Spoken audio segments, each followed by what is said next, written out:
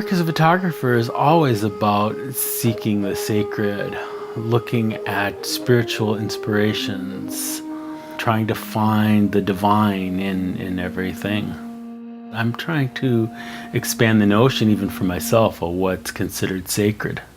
So I have a hard time explaining sometimes what it is I do, but I know what always gets my interest is the spiritual connection, whether it's to people, place. And I think that's what unifies the work, is the way you look at things and the way you express your spiritual and emotional connection to the subject rather than what the subject matter is.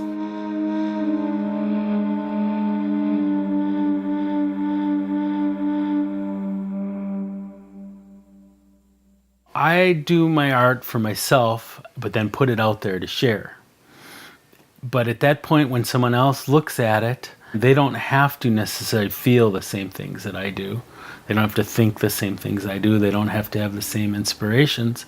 But if they can have their own emotional reaction to it in whatever way, I think it's all there in the piece, but I think it's more the process of leading them further into themselves. And if it can help somebody look within themselves, then I think that's far more interesting than if it leads back to me and who I am.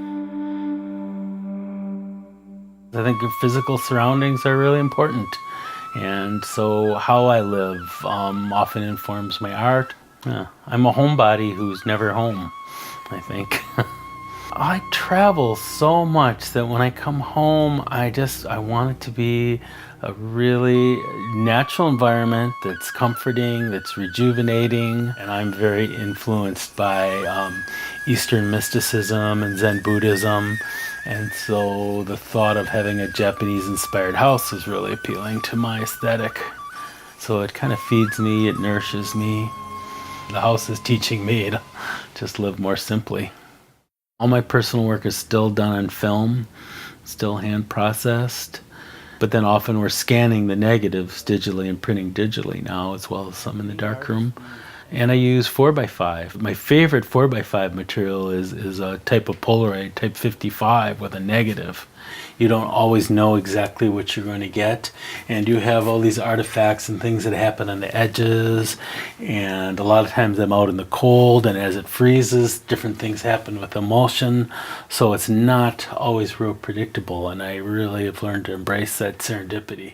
Most of us photographers, certainly, I don't know if all artists, are control freaks to a certain extent, and I think it's wonderful to know that we can't control everything. There's very little we can control. We can predict certain things, but control is an illusion, and I love that. The means change, the materials change. I mean, that's the nature of art, and people, I think, sometimes get too caught up in what the materials are. And I think for the most part, it doesn't matter what your materials are, it's what you're saying and how you say it. Photography isn't about finding the most spectacular place or photographing what, places that haven't been seen before. I think it's more in how we approach our subject matter, and where that comes from is our internal space. Emotionally where we're at, spiritually where we're at. And to me that's more interesting to investigate that space than it is to always trying to find another new destination.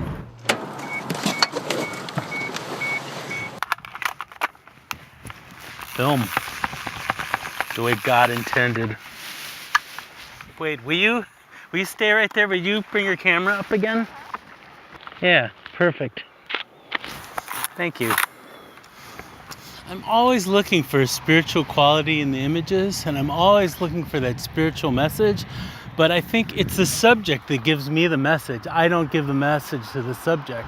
So I don't really know. When I go to photograph, I don't know what that spiritual message is. I'm just trying to listen and receive information on it. And I think it keeps it from the photos being too trite or contrived, that there isn't a specific message I'm trying to send out. I'm trying to see what message the subject has for me. So one of the things I love is when you go out to shoot one thing, it often leads you to something you completely didn't expect. And that's just it's that constant process of discovery. So I just love the way the light's coming through the jumble of the trees there. For being such an organized person, I love the chaos of nature. And I think I really like trying to bring organization to that chaos, organized chaos. I've learned to accept that I don't know what I'm going to find. I don't know exactly what I'm looking for, but it's the process of looking that becomes more important as far as internal growth. And the internal growth is really more important than the photography we're making. I think art should serve that internal growth process, and I think so often it's seen the other way around, that we want to grow spiritually, grow as people so we can make better art, and that's fine too, but I think the art can serve us in a different way, and in the end it's really who we are as people that are more important than the art that we make.